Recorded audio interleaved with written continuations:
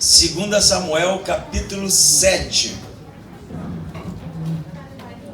Continuando a nossa série sobre a história do rei Davi, um homem segundo o coração de Deus. É possível vivermos uma vida de intensidade, com intensidade? Você vai dizer que é. A gente tem, na verdade, intensidade em muitos momentos, né? Seja no futebol, tem gente que é intenso jogando bola, tão intenso que chega a prejudicar a saúde dos outros, né? Em relacionamentos também, existem pessoas que são tão intensas que beiram a algo, às vezes, constrangedor. Eu já falei para vocês, eu acho, no Rio de Janeiro, por exemplo, não se mexe na geladeira dos outros, né? É algo que não é comum, assim. Às vezes pode até acontecer da pessoa dizer, pega para mim uma coisa lá na geladeira, mas isso por si, o pedido por si já é constrangedor. Mas existem, claro, aqueles, né, que vivem uma vida mais intensa, né, e que não esperam, às vezes, que o outro peça alguma coisa e já vai invadindo a geladeira, mexendo em tudo. Tem gente que faz isso, não é por mal, tem gente que faz isso porque realmente tem esse DNA, se assim eu posso dizer, essa personalidade de buscar cada vez mais a aproximação e às vezes até forçar, não é? Quantas vezes isso já não aconteceu com a gente, das pessoas se aproximarem de nós e querer tanto relacionamento que você fica até reticente. Não, calma aí, cara, tem alguma coisa estranha nisso aí, né? Tá esquisito. Mas eu não olho com esses olhos, né, de algo que seja realmente desconfortante no sentido de nos causar qualquer tipo de mal, mas em um relacionamento realmente que possa extrair da relação algo verdadeiro, genuíno, não somente estético. Por isso trago para você um conto do mundo no Oriente que é bem interessante, que é sobre um mestre que estava ensinando sobre devoção para o seu aluno. E ele chama então aquele aluno para passear no campo e faz algumas perguntas sobre o que ele achava ser devoção. Então, em um determinado momento, eles param em um lago e pede para que o aluno colocasse sua cabeça na água e dissesse o que ele estava vendo. No momento em que o aluno cuidadosamente colocou sua cabeça no lago, o mestre segurou ele dentro da água e esperou, né? No primeiro momento o aluno não entendeu muito bem o que estava acontecendo, ele vai então começar a aliviar, né, essa pressão que ele está botando aqui, mas passou um minuto e ele já começou a ficar desesperado e o mestre lá segurando até, né, o desespero bater naquele rapaz, aquele aprendiz, e quando então ele estava realmente tentando se soltar desesperadamente, o mestre o soltou. Como toda boa história, o mestre sempre sabe o que está a fazer, né? E aí o aprendiz disse, mas você ia me matar. E aí o mestre virou para ele e fala para ele assim, pois é, quando devoção for para você como o ar que você deseja tanto respirar a ponto de morrer, você então encontrou o significado no que é devoção. Sendo essa história verdade ou não, acredito que não seja, convido você a ler sobre devoção na história de Davi, intensidade na história de Davi, no capítulo 7, versículo 1, que diz assim, o rei Davi estabeleceu-se em seu palácio, pois o Senhor havia lhe dado descanso de todos os seus inimigos ao redor.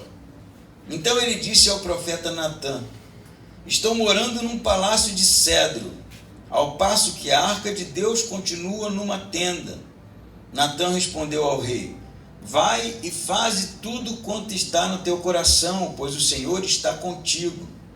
Mas naquela mesma noite a palavra do Senhor veio a Natã dizendo, vai e dize ao meu servo Davi, assim diz o Senhor, edificarás uma casa para que eu nela habite? Não habitei em casa alguma desde o dia em que tirei os israelitas do Egito até o dia de hoje, mas tenho viajado e habitado num tabernáculo.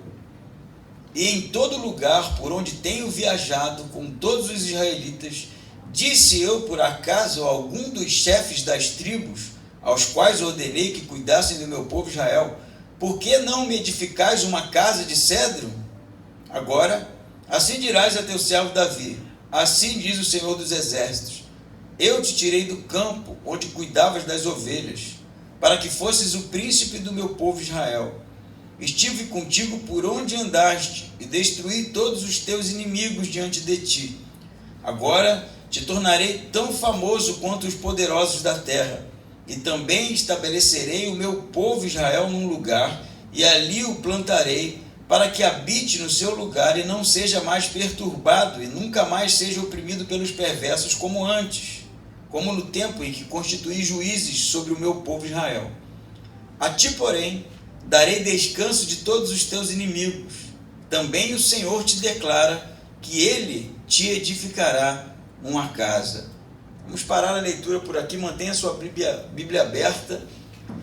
Nós vimos semana passada que Davi, depois de ter sido feito rei sobre Israel, vai com uma comitiva de 30.000 homens resgatar, se assim posso dizer, a arca, e trazer a arca para Jerusalém. A arca simbolizando ali a presença de Deus e como sendo um símbolo realmente de como Davi reinaria sobre Israel, com Deus no centro, com a instituição novamente do culto, do tabernáculo, dos sacerdotes, visto que Saul havia destruído tudo isso, abandonado tudo isso.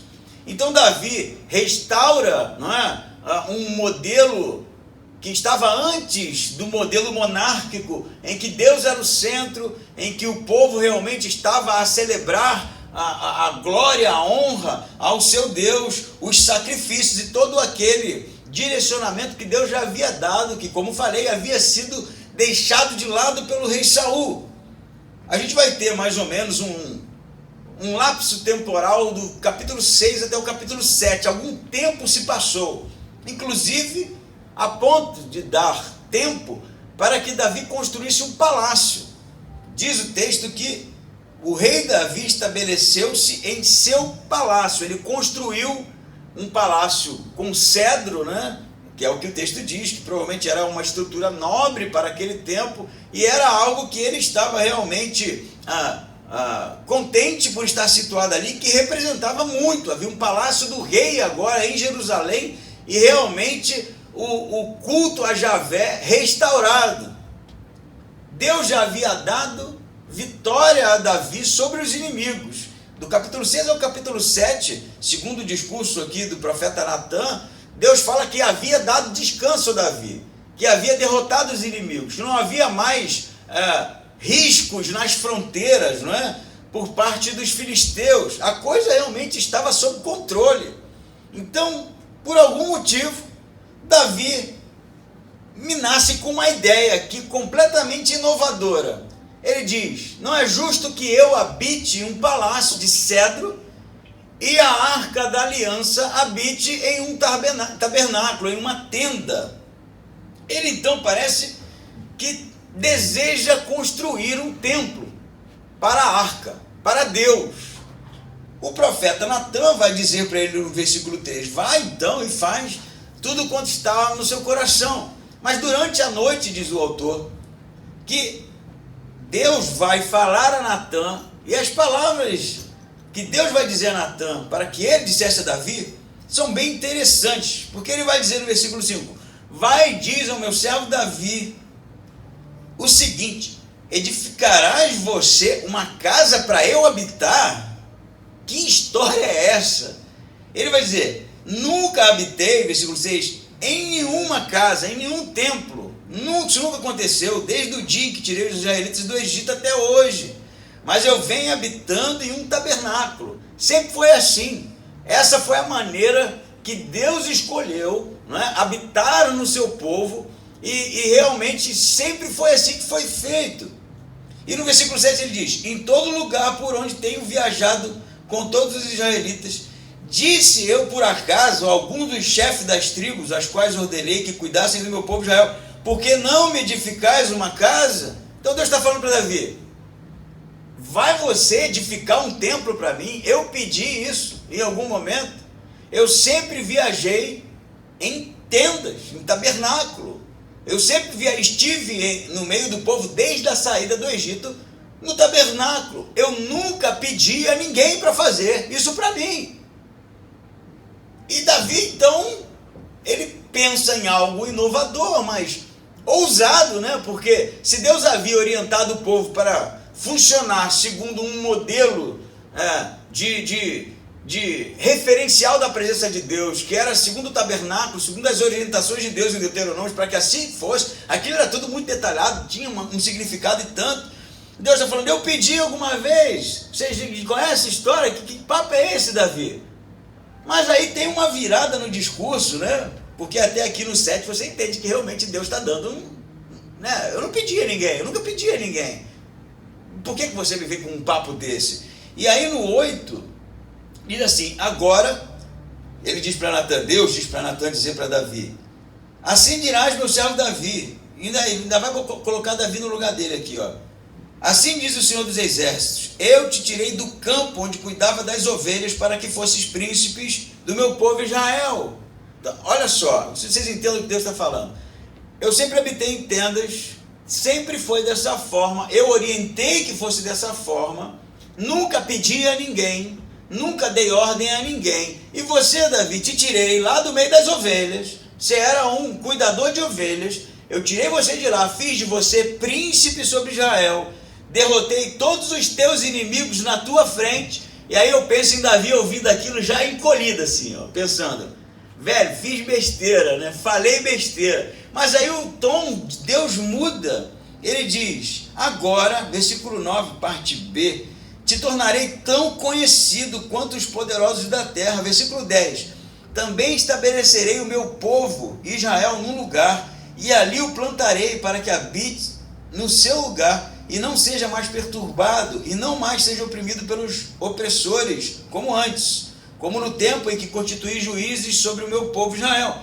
Aí ele vira para Davi e fala, a ti, porém, darei descanso de todos os teus inimigos, e também o Senhor te declara, presta atenção nisso aqui, eu que te edificarei uma casa. Eu vou dizer para você o que está acontecendo. Realmente Davi está extrapolando, e o discurso é claro, Deus não pediu, não mandou, Davi, põe-se no seu lugar. Mas o teu pedido foi tão bonito, que quem vai te edificar uma casa vai ser eu. Eu farei de ti tão conhecido como os maiores homens que já habitaram nessa terra. E se você continuar lendo o texto, como nós lemos, e a tua descendência será para todo sempre. O que aconteceu, gente? Ué, Deus não estava, né? Num tom de exortação ali com Davi. O que aconteceu que Deus mudou o discurso? Eu vou dizer para você o que aconteceu. Aconteceu que Davi ultrapassou a linha. Ele ultrapassou a linha daquilo que se esperava dele. Como um rei, como um devoto, como alguém que realmente estava disposto a replicar, a obedecer, a fazer conforme as instruções de Deus. E quando Davi extrapola essa linha, ele extrapola numa direção que vai, de certa forma, fazer mais do que se espera dele. Porque Deus não pediu. E o fato de Deus não ter pedido coloca Davi num lugar, eu diria, perigoso, né? Porque ele está fazendo algo que em nenhum momento Deus mandou que fizesse, mas ao mesmo tempo agrada a Deus porque é inusitado, no sentido de querer cuidar de Deus, cuidar da arca, no sentido de olhar para a sua condição e dizer, não é justo, Deus merece um templo, Deus merece um palácio, a arca de Deus precisa ficar, a arca da aliança precisa ficar em um lugar especial. Entende o desejo do coração de Davi? Então você tem um misto aqui no discurso de Deus, eu não te pedi, cara, o que você está fazendo? Como assim? Mas eu gostei. Sabe por quê? Porque Deus parece que se coloca muitas vezes no lugar daquele pai que conhece o filho e sabe muito bem das nossas limitações, mas que quer ser surpreendido por nós. Aí você vai falar, mas Deus é onisciente, sabe de todas as coisas. Eu sei, mas quem disse que Deus quer saber de todas as coisas toda hora? Será que Deus não se coloca num lugar que é esse que ele está aqui com Davi? Me surpreenda então, demonstre o seu amor então, demonstre o seu cuidado então por mim. É isso que Davi faz. É como o meu filho, né, pega uma folha em branco, faz uns rabiscos lá, e no momento que eu menos estou esperando, aparece e fala: papai, fiz para você. Pô, grandes coisas, eu diria, ou poderia dizer, essa rabisqueira aí, né? Eu desenho muito melhor que isso aí. Mas eu gostei, porque é fruto de um coração genuíno, sabe? Que se importa, que quer agradar, que quer realmente demonstrar o seu amor, que surpreende, porque está ultrapassando o limite, quem sabe, das obrigações. É como, dar exemplos disso, né? É complicado, mas é como chegar com um presente fora de data, sabe? Fora de tempo. Ninguém está esperando aqui. O que é isso? Ele diz: o que é isso? Não, comprei para você. Aí você fica meio assim: pô, foi com o meu cartão de crédito, né? Comprei para você com o teu cartão, né? Mas você gosta, sabe? Porque é realmente o reflexo de um coração devotado, genuinamente preocupado, demonstrando verdadeiramente o amor de Deus. Por isso que Deus muda o discurso aqui. Ele está num tom, realmente, ele não pediu, não mandou, é Deus que manda nessa história. Israel é meu povo, mas o teu nome será engrandecido, porque Davi, você me tocou aqui. Inclusive, ele nem vai deixar Davi construir nada. Você não vai construir nada, teu filho vai construir. Mas isso nem importa mais. A gente vai ver no decorrer desse texto tão lindo, que Davi senta no chão e fica extasiado, sem saber o que responder diante das promessas que Deus fez para ele. Gente, a gente precisa ultrapassar o limite das obrigações religiosas, sabe? Porque quando a gente vive um cristianismo das regras, do pode, do não deve, e acha que esse é o centro da nossa adoração, a gente está perdendo oportunidades ímpares realmente de avançar para um relacionamento mais intenso com Deus, em que o nosso coração está interessado em pegar aquela folha em branco e fazer os nossos rabiscos muito mal feitos, né? Porque Deus realmente é o maior pintor que se pode conhecer, e entregar para ele e dizer: papai, olha como eu te amo, olha o que eu fiz para você. E você acha que Deus vai dizer assim: eu já sabia, porque eu sou onisciente? Ele vai sorrir e se alegrar, porque o cristianismo é sobre isso, espontaneidade, gente que está realmente desejosa de demonstrar o seu amor por Deus, não através das obrigações somente. Elas são realmente importantes, nós temos deveres, né? Nós realmente devemos andar como sal e luz do mundo, eu sei, mas sobre o nosso relacionamento com Deus, a gente precisa parar de ficar repetindo aquelas mesmas coisas sempre, achando que é isso que agrada a Deus. É aquela mesma oração enfadonha, e são aquelas mesmas palavras sempre de mentira que a gente finge que é séria, é aquela mesma coisa rotineira, esquisita, que em nenhum momento parece com o coração, que vê tudo no lugar, tá tudo no lugar, tá tudo funcionando. Pô, Davi, cara, restaurou o negócio. Era aqui para ganhar uma medalhinha, né? E de repente se olhar assim pro palácio e falar assim: pô, Deus, eu tô merecendo um presente aí, porque olha só o que eu fiz, restaurei, cara. Saul arregaçou um negócio, eu restaurei. Tá aí o templo, tá aí a arca, tá aí o tabernáculo, né? O pessoal tá feliz, tá adorando. E aí Deus, ó, muito obrigado, você realmente, Davi é o cara, aperta a minha mão. Não é isso que ele faz, ele não está contente. Davi nunca está contente, né? Não no sentido de não perceber que dá para fazer mais, no sentido de que ele percebe que existe uma possibilidade de se aproximar mais, de ir na direção, de extrair mais de Deus. Ele extrai de Deus aqui, promessas aqui, que eu não tenho certeza que se Davi não tivesse tido um coração como o que ele tinha, Deus teria prometido. Não é que Deus espere uma troca, ele só vai fazer as coisas se a gente realmente andar bonitinho. É que se você no primeiro momento precisa ter o coração de Davi e buscar verdadeiramente, genuinamente, porque quando eu falo que você tem que fazer, já vira uma regra, né? Tem que fazer isso para agradar a Deus, já era, lambuza aqui o discurso. Não é isso, é realmente pensar de maneira honesta: o que eu posso fazer para Deus que vai deixá-lo feliz? Sabe, deixar aquela coisa platônica do Deus que fica sentado no trono, que tem o controle de tudo, e nada que você faça vai pegá-lo de surpresa.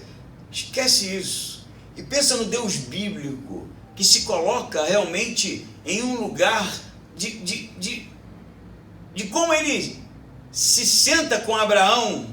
Esse texto é belo também, para ilustrar aqui. Deus se encontra com Abraão, Abraão está sentado na sombra, vê os forasteiros, não sabe que é Deus, e aí pergunta, vocês entrem, né? Esse sol oferece água fresca para os homens, os 3 homens, né? Antes de Deus ali reforçar a promessa que Abraão seria pai na sua velhice.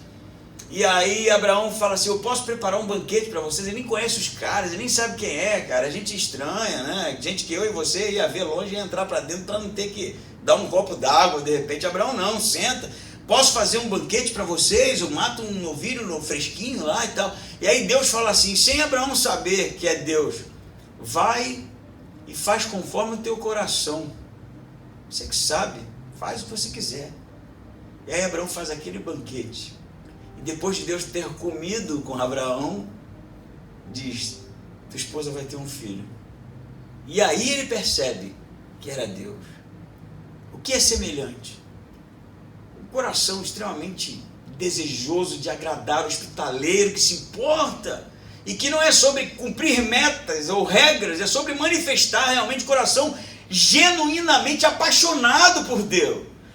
Não é sobre regra mais, não é sobre obrigações mais, é sobre graça, misericórdia e sobre a retribuição de um amor que a gente sabe que foi derramado naquela cruz por nós de uma maneira extremamente profunda. Pegue o seu papel em branco e que seu coração seja um papel em branco, com desenhos e rabiscos que a gente sabe que são aquém de quem Deus é e do poderio que Ele tem, e ofereça realmente, genuinamente, adoração para Deus.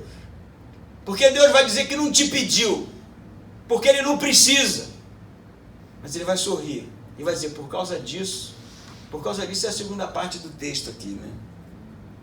Por causa disso, vamos ler aqui o versículo 14, o 12, né? A gente parou ali no 11, ele diz, livrarei de todos os teus inimigos, também o Senhor te declara que Ele te edificará uma casa. Quando os teus dias se completarem e descansares com teus pais, providenciarei um sucessor da tua descendência, que procederá de ti, e estabelecerei o reino dele. Ele edificará uma casa ao meu nome, e para sempre estabelecerei o trono do seu reino. Eu serei seu pai, e ele será meu filho.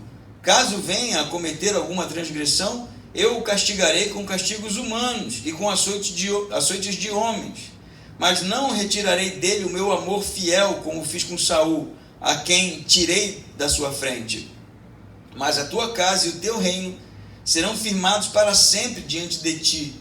Teu trono será estabelecido para sempre. Natã relatou a Davi todas essas palavras e toda esta visão. Então, primeiro que Deus dá uma invertida em Davi, né? Vou te fazer um homem mais conhecido que se pode pensar, e quem vai construir uma casa vai ser eu agora. Vai ser você que vai construir para mim, eu que vou construir para você. E aí Deus fala do que ele está falando. Ele fala que quando os dias de Davi chegarem no fim, velhice, morte mesmo, ele vai levantar um sucessor, não é? Ele está falando do filho de Davi aqui, Salomão. Ele sim vai construir uma casa. E aí ele diz assim no versículo 13, e para sempre estabelecerei o trono do seu reino.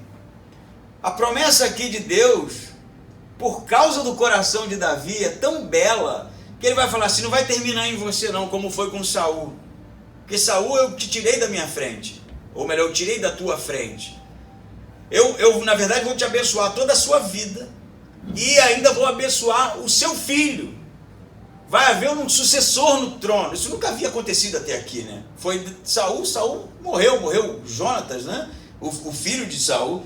E ele vai abençoar então o filho, segundo a promessa de Deus, mesmo que vacile, né? Ele diz aqui, eu o corrigirei como um pai, né? A ideia aqui com açoites de homens é algo humano, é uma correção humana. Tanto que quando Israel foi para o exílio, né, por causa dos seus vacilos, Israel sempre entendeu que era uma correção de Deus como pai, que estava realmente exortando, corrigindo o filho para que eles realmente mudassem. E Deus fala, mesmo que o teu filho venha a vacilar, eu não retirarei o meu amor dele, como fiz com Saul, mas eu o amarei. E aí ele diz assim, versículo 14, eu serei seu pai e ele será meu filho, não é isso? E diz o 16, mas a tua casa e o teu reino serão firmados para sempre diante de ti, teu trono será estabelecido para sempre. Cara, a coisa aqui é tão densa, que embora o texto fale, né, a princípio, da descendência de Davi, do filho de Davi, há uma promessa muito maior, que é para sempre. O teu trono será estabelecido para sempre, para sempre. Isso é algo que vai deixar Davi pensativo na continuação do texto e que vai fazer que a ficha dele caia em um determinado momento, que a promessa de Deus aqui para ele não é uma promessa temporal que vai até a primeira ou segunda geração, é uma promessa que vai para a eternidade. O teu trono será para todo sempre, e de ti suscitarei aquele que será o rei depois de você. Inclusive, a passagem do versículo 14, eu serei seu pai e ele será meu filho, é uma passagem cristológica que o autor de Hebreus emprega a Cristo. Ele vai dizer, a quem Deus falou, eu serei seu pai e tu serás meu filho, se referindo a essa passagem. O que Deus está prometendo a Davi é que não só vai abençoar a família, o reino de Davi, mas que o reino de Davi será para todo sempre e também será manifestado no descendente de Davi, o Cristo, Jesus, o filho de Davi. Gente, pensa nisso aqui. Sabe por que disso tudo? Sim, Deus tinha um plano para a salvação do homem. Jesus ia vir, filho de alguém. É filho de Davi, porque Davi tem um coração segundo o coração de Deus. A promessa de Deus é simples e puramente porque Davi em um determinado momento olhou e falou, não é justo que eu habite em um templo, em um palácio, e Deus habite é só por isso. E Deus vai derramar uma quantidade de informação aqui belíssima, de promessas magníficas sobre a vida de Davi, que vai fazer com que ele caia sentado, porque ele não esperava. Porque eu te digo, você acha que pode ganhar de Deus em generosidade? Você não pode. Tenta só. Tenta ser generoso com Deus. Você vê o que vai acontecer? Ele vai te dar um banho. Tenta ser amoroso com Deus. Você sabe o que vai acontecer? Ele vai te dar um banho. Não se ganha de Deus em generosidade. Não se ganha de Deus em amor. Não se ganha de Deus em devoção. Deus vai sempre ser aquele que vai extrapolar os limites da nossa própria compreensão, porque Ele nos ama. Você vai me edificar uma casa? Ruim, eu vou. E aí Davi fica assim, ó, eu não mereço, falta palavras, né? Eu não mereço, Senhor. Eu falo, eu sei que ele não merece, mas é assim que eu sou. Sabe por que Deus é assim?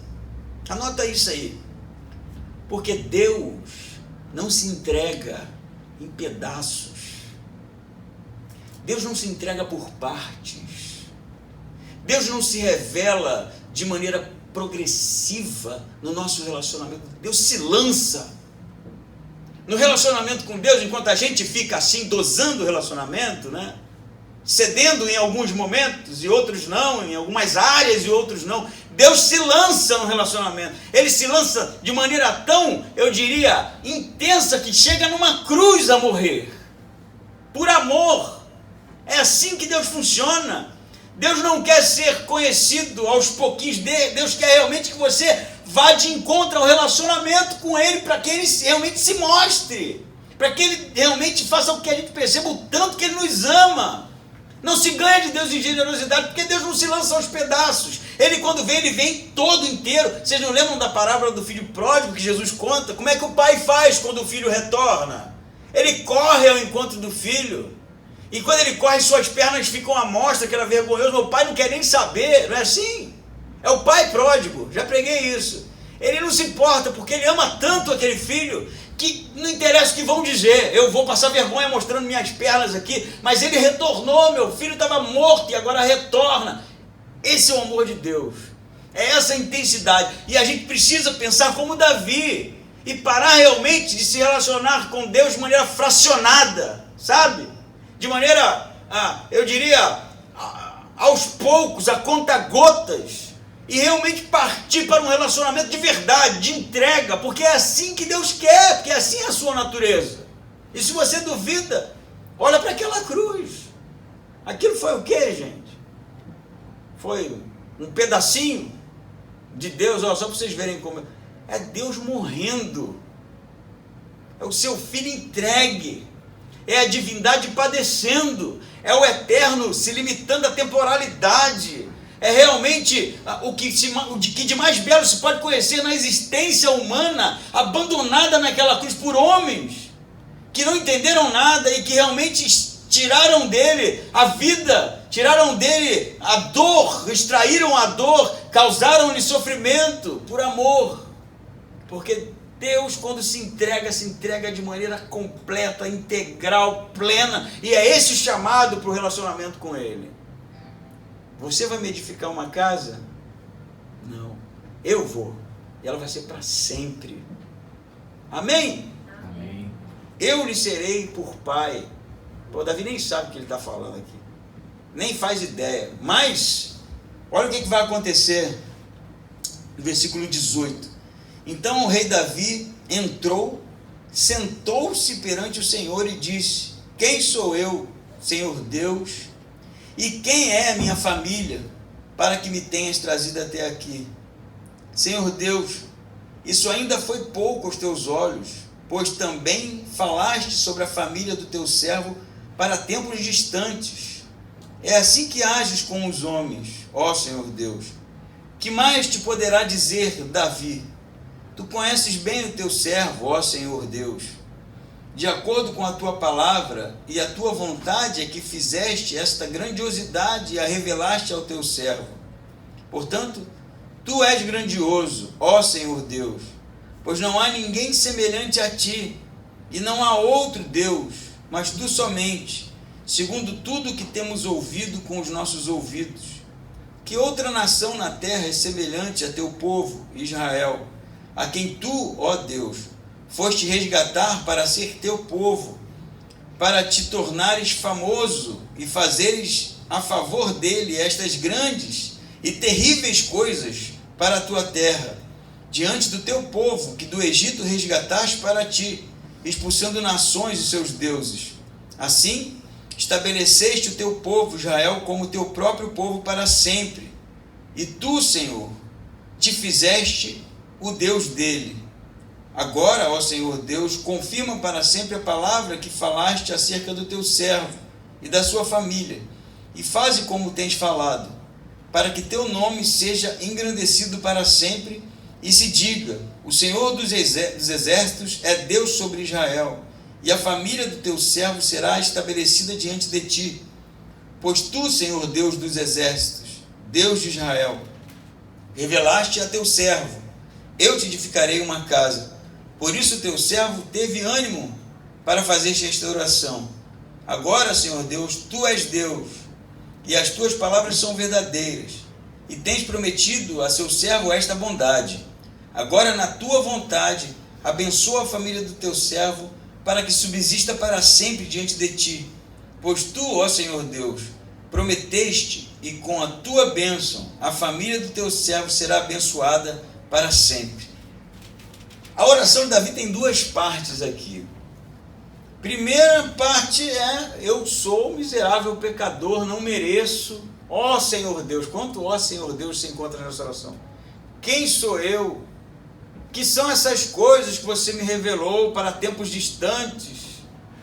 Mas o que eu acho aqui curioso é que não existe relato de ninguém na presença de Deus, e Davi estava aqui no tabernáculo, sentado. É em pé que se orava. Ninguém orava sentado, nem se podia isso. Mas Davi está sentado. Todo mundo se pergunta por quê. Assim, há até uma tentativa de explicação. Não, ele estava sentado, mas depois ele levantou para orar. Mas o texto não diz isso. O texto diz que Davi está largado no chão, pensando sobre aquilo que Deus havia falado para ele, porque ele está atordoado. Entende isso? Por isso que ele está sentado na presença do Senhor. É tipo, ele está pensando: o que é isso que ele falou para mim? Aí que parece que a ficha começa a cair.